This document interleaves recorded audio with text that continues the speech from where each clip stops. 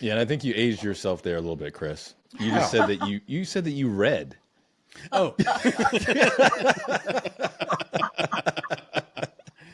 It's like you actually read something, you know? And I honestly, it's crazy because as we're trying to deliver content, we're always trying to figure out, like, can we do this in a picture? Because everybody just swiping. They're so quick, right? Like, but I do appreciate people like you. I would say like myself. I know intern Sam is like this. Is you actually read, you pay yeah. attention.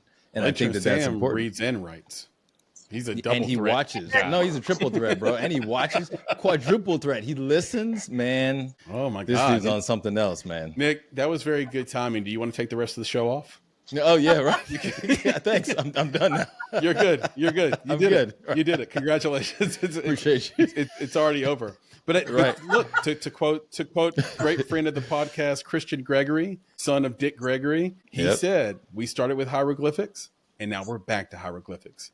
Yep. That's right. Emojis. 20% of people can't read, 60% can't read above, I think, a 8th grade level or something lower than that. And you can just write a whole sentence in emojis. So we started with hieroglyphics. Now we're back to hieroglyphics. So Yeah, it's crazy. anyhow, Kaia, can you properly introduce yourself here and tell us what you're all about? Tell us why we might know you and what you're working on now, what you're excited about. Sure, yeah, absolutely. Happy to. So I'm really known now as the founder CEO of the Entertainment Business School, which is a worldwide school. It's all virtual. We've got students in 8 different countries now. And I also am the host of the Hollywood Wolfpack podcast.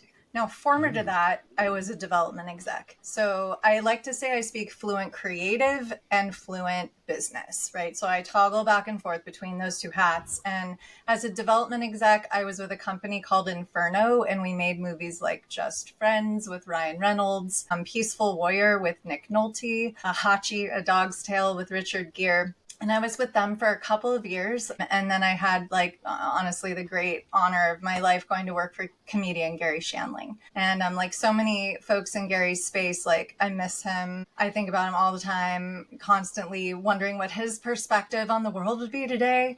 And in the pandemic, in thinking about Garry and his really beautiful quote, give more, give what you didn't get.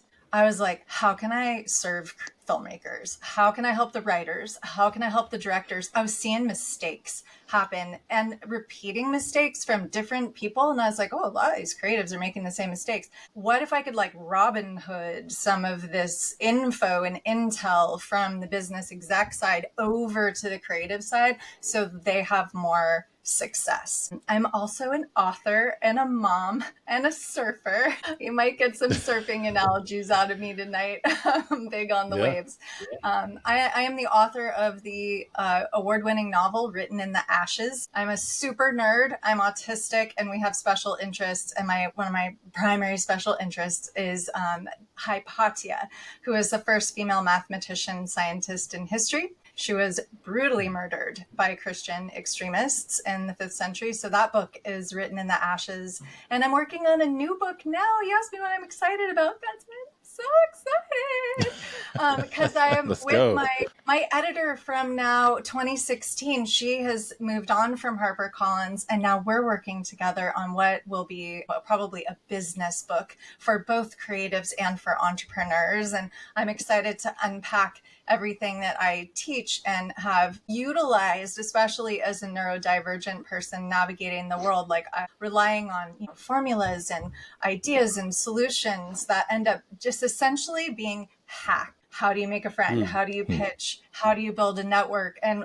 then what I say ultimately with my students in the schools, how do you find your wolf pack as filmmakers? It's just such a core and key imperative element for success. So that's a little bit about me.